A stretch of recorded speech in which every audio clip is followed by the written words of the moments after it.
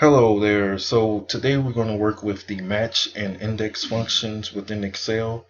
Match and index are quite like VLOOKUP and HLOOKUP in that they allow you to extract a particular data piece out of a large data set. But the thing about match is that it returns a row number and or column number for a particular data piece that we're interested in. So I have some NBA player statistics here, and I first want to extract a player's name from my data set. So I'm going to use my match function to do that. So I go to my insert my function window because I think it's a great way to uh, work on something initially. So I have a lookup value, which is going to be the cell here, and this will be the cell that I input a player's name that I'm interested in. And then I'm going to have my lookup array, which will be this here, which will be the area or the set of cells that I can find players' names. And then I'm going to input a 0 because I want an exact match. And just because it's an exact match does not mean that it's case sensitive, but it does mean that if you misspell a name, it will not return a correct value. So for instance, Allen Iverson. And you can see it returns row 23. And one thing that I want to note about, it's very important, this array, since I selected the cell A1 to A26, it is correct for it to be 23. But if I only selected A2 to A26, it will be 24. So that's just one thing to know. It's very important that you select the correct array. And then, okay, I'm done with that. And now I want to return the column that has the player's minutes in it. And once again, I'm going to use the match function.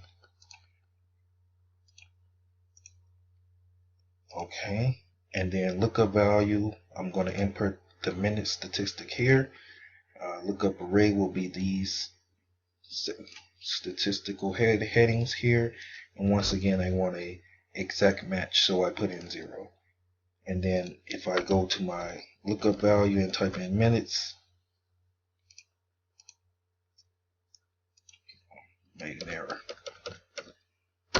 Okay, and we can see that it returns the value 3 because it is in the third column. And once again, my lookup array is very important. I did select A1, so that includes that first column.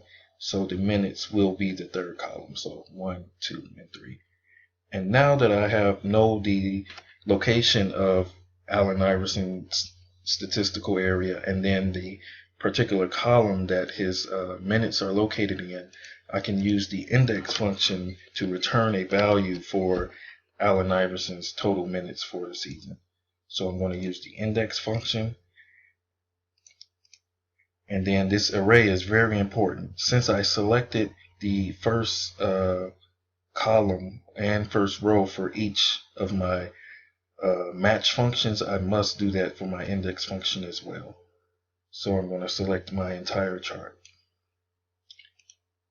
And then my row number will be 23 for Allen Iverson.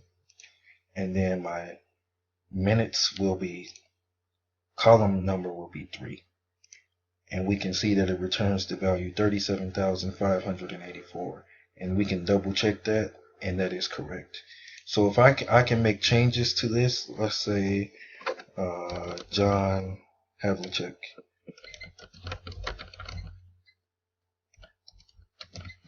And you can see it automatically updates. John Havlicek had 46,471.